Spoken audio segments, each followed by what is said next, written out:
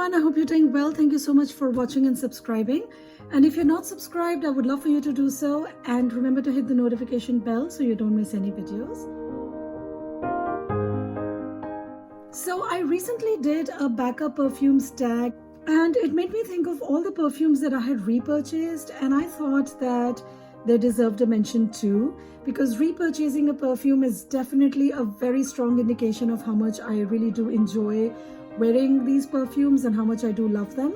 So I decided to create a tag for this because I would love to know what others have repurchased.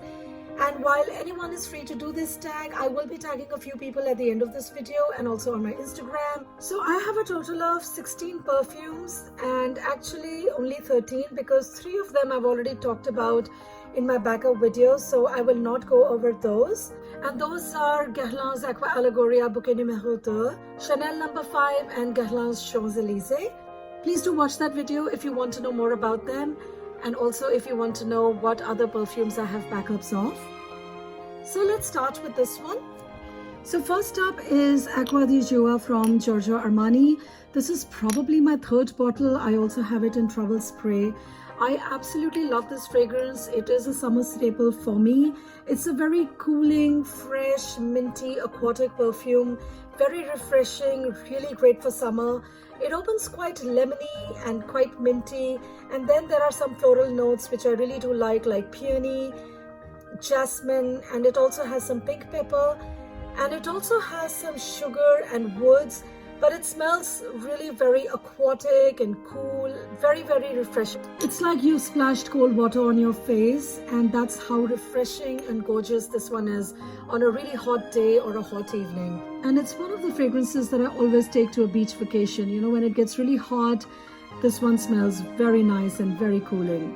And for me, it's also quite an easy grab in summer. I've worn it to work, I have worn it on errands in the evenings, for dinner, and I've also got a lot of compliments when I've worn this, so a really nice fragrance. Next is Chanel No. 5 Low. As you can see, I've emptied the bottle and I had actually put it in one of my dressers in the hope that it was going to make all my clothes smell nice. It didn't work. It was some tip that I had read in one of those Good Housekeeping magazines, but it didn't work for me. So anyway, this is my 2nd bottle, and you can see I've used more than half of this one. And this is 100 ml, this was 50 ml. This will definitely be forever in my collection. This is one of my forever fragrances for sure, or at least some version of No. 5, I think. And I have talked about this quite a bit on my channel because I love it just so much. This is a very versatile fragrance. It's an all-year kind of fragrance, and it's a perfect signature scent, I think. It's very light and it's floral, and it's also quite bright and sparkly from the aldehydes and citruses like lemon, bergamot, and orange. And it's also a little bit soapy. It smells very clean. It's like fresh out of the shower because of the white musk. And iris and cedar make it very woody, very powdery, almost like baby powder soft. And vanilla keeps it nicely sweet. And it's one of those perfumes that I think I should get a lot more backups of because of the crazy price increases that Chanel has every year or every other year. So yeah. So if Chanel No. 5 does not work for you, this I think will work for anybody. I don't know anyone who might dislike this fragrance. And if you do, please let me know. I'd love to know. Next one is Mitsuko from Guerlain, and I have talked about this one a lot on my channel, so I won't talk too much about it now. And I also have to review it. It's been long due and I will review it soon. And I have this now in both the concentrations, Eau de Toilette and also Eau de Parfum. I ran out of Eau de Toilette and I thought that I needed an Eau de Parfum this time, but I missed the EDT, and so I recently purchased this as a tester. It was really affordable. Now this one is a Fruity Chypre. It has peach in it, which is really very juicy. And in my opinion, this one is quite a timeless, versatile, signature scent-worthy perfume. And probably I'm the only one who thinks like that in today's day and age, but that's how I feel about it, guys. One of my all-time favorite fragrances, an easy grab all year round, any occasion. It's casual, it's dressed up, it's very feminine, also unisex if you need it to be, and it's absolutely stunning. Next one is Trésor from Lancôme, and this is the original Trésor, the eau de parfum. I actually misplaced this bottle. I couldn't find it for a long time, so I ended up buying this. But this one is such a classic, guys. It's a very elegant, very feminine, romantic fragrance. It smells a little bit syrupy because it is quite sweet from apricot, peach, pineapple, and vanilla. So there's a lot of sweet, fruity notes going on in there. But it's still a floral fragrance, a very romantic floral fragrance because of the flowers that it has, like rose, lily of the valley, lilac, and it's also very long lasting. And it's an all year round kind of perfume. Maybe not on a very hot day, but it's great for work. It will last all day, easily goes from day to night. I don't have to carry a second perfume if I'm at work and if I have some event in the evening. And it's really very well done. It has a lot of flankers now, but for me, they are all too sweet or too frivolous. But this one is just perfect and an absolute classic in my opinion. Next is an Aqua Allegoria from Guerlain. This one is Montreuil Basilique. Now this one is an absolute favorite of mine from the Aqua Allegoria line. And I wanted to get this next bottle before I ran out of this one. Sometimes these things are not always available. So when I found it, I just grabbed it. Now this one is a very juicy orange that also smells quite herbal, very green and quite aromatic because of basil and green tea and chamomile. It's a very long-lasting, refreshing fragrance and I absolutely love it on hot days. This is a very long-lasting fragrance for an Aqua Allegoria. At least this one is, and this is a very old bottle of mine. This, however, is new, so I don't know if it has been reformulated, if anything has changed over the years. I'm hoping it hasn't, and if it has, I will let you know. I think this one and the Armani's Acqua di Giua are two summer staples for me. I mean, I don't need anything else all summer if I have just these two. And I absolutely love wearing this again on errands, at art and wine festivals, because it smells so good. It smells very delicious, very refreshing, very energizing. It's like you've just had a glass of cold orange juice. That's how refreshing this one is, especially on a really hot day. And I think if I could have only one from this line, it would be this fragrance. Actually not. I think I will also require anything that smells like Rosa Fizz or Bouquet Numéro 2. That one and this one. They're absolutely gorgeous. Next one is Jo Malone's Wood Sage and Sea Salt.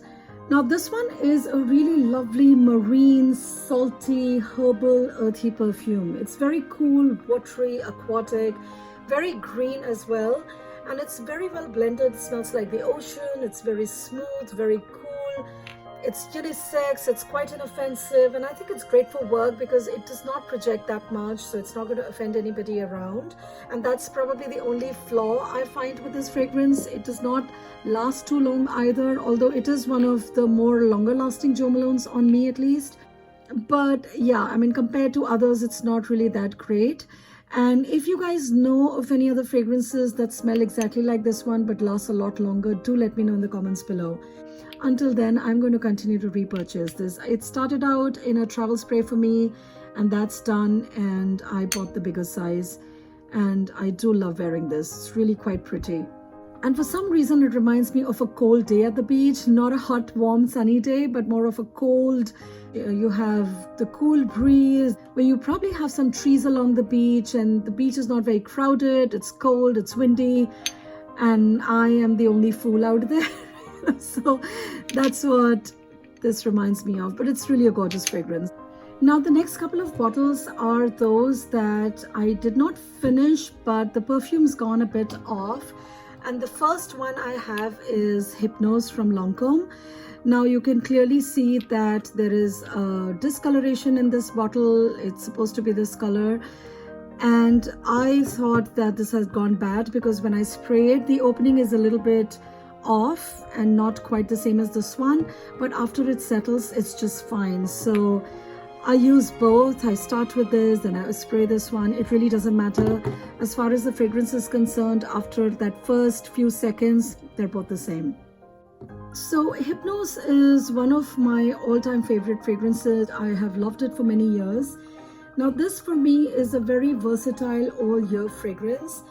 It has passion flower, jasmine and gardenia in the opening, and the passion flower makes it very tropical smelling. So it's really great for warm weather. And this one also has vanilla, which is very creamy, very milky in this, and it's quite sweet as well.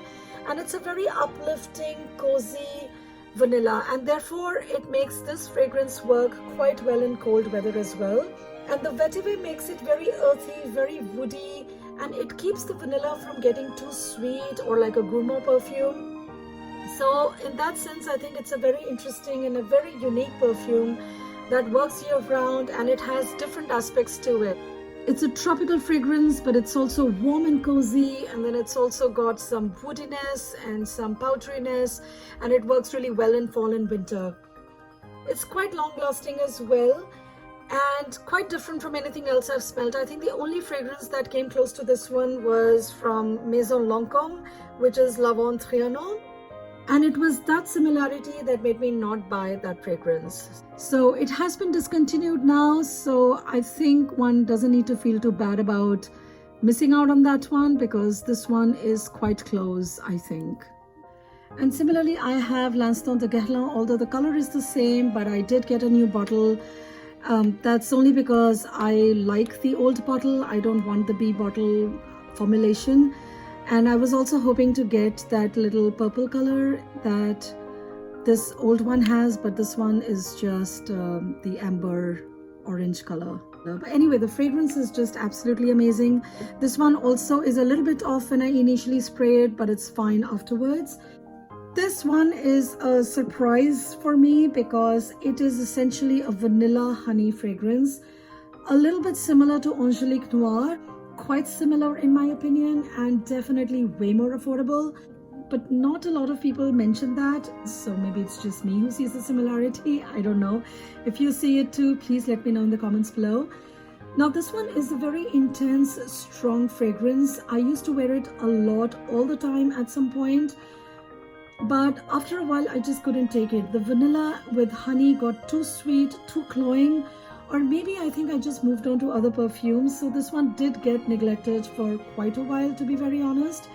But then last year, I ended up revisiting it. It had gone a bit bad, and the opening, like I said, is a bit obnoxious.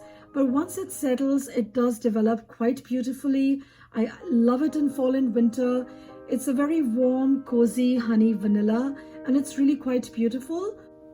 And I realized that I wasn't willing to let go of it, or I did need it in my collection at all times. It smells really nice, very warm, cozy, and I don't like a lot of vanilla fragrances, so that tells you something.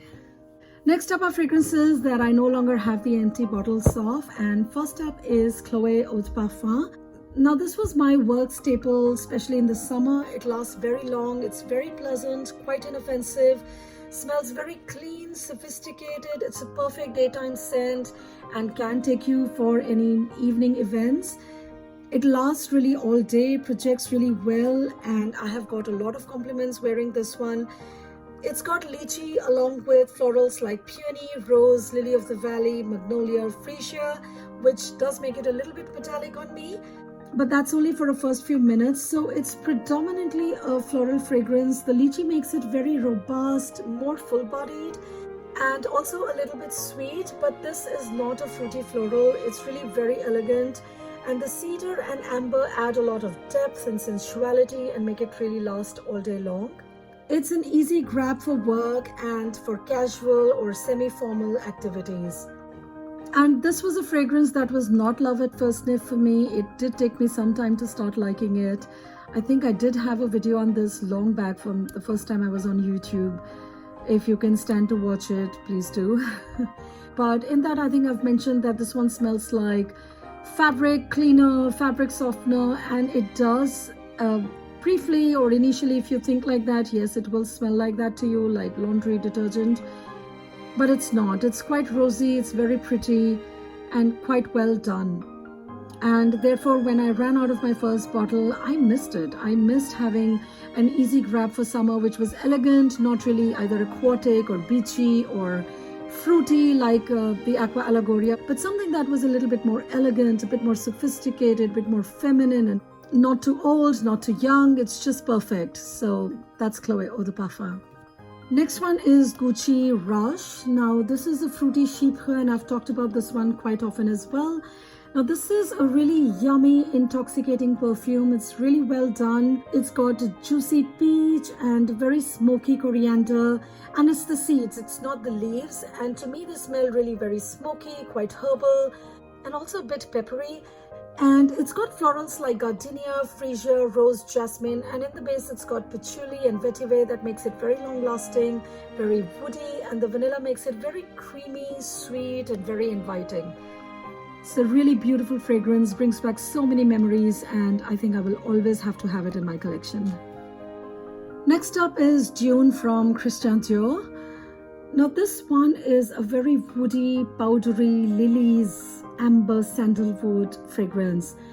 An absolute stunner this one is. Technically this is not really a repurchase, but I think my mom had it, and when I lived with her we used to share it, and both of us are super oversprayers. My mom is even more than me, if that's even possible. So yeah, we finished that bottle, but I think later she also got another bottle, or my brother gifted it to her. And when I moved out, I just had to get one of my own because this one is just absolutely gorgeous. It has a lot of my favorite notes like sandalwood, lilies, and it's very woody, very dry, very powdery. It's almost like sweet wood shavings, very peppery, although there is no pepper, and it's quite long lasting. I love wearing this in fall and winter. It's one of my staples, and it's just gorgeous, guys. It's very elegant, very sophisticated. Do check this one out if you like these kind of fragrances. Very beautiful, very nicely done sandalwood too. Next up is Estee Lauder's Pleasures Intense. Another really gorgeous fragrance that not many people talk about. This one is also all about lilies, so you really have to love lilies to like this one. But the lilies here are very green, very fresh, very powdery. It's a very long-lasting fragrance, but I have to be honest, there is a slight, like a burnt rubber smell in the opening. I don't know, I don't remember it being there the first time I owned it, and I did go without it for a good number of years, and I just missed it. I don't know why I didn't bring it back sooner. I love the bottle. I always like the ombre effect in any bottle, so that was a pull as well. But I don't know if it's the new formulation, and I got this one from Neiman Marcus. So I don't think it's a fake, but I don't know what's going on. But once all of that is gone, it smells really good. It smells very green, very fresh. It's a beautiful floral fragrance for spring and summer. And it's very long lasting, projects really well, stays really long on the clothes as well. And like I said, a very pretty summery fragrance, much better than the original. Actually, the original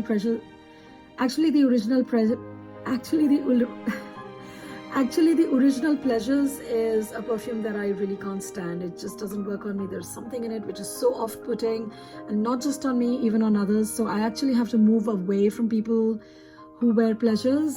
So, but this one surprisingly works very well on me. I don't mind it at all. Even with the burnt rubber smell, it smells spectacular to me. And the last one that I have repurchased is from Lanvin. This is Eclat d'Arpège.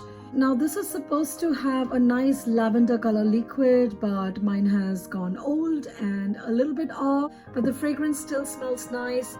This one is also a bit bad in the opening, but once it settles, it smells really beautiful. I love lilac and wisteria, and that's what I get from this fragrance. It's very green, it's a little bit fruity, although I don't see any fruity notes in it, but this is really nice. And this is, I think, my second or third bottle already.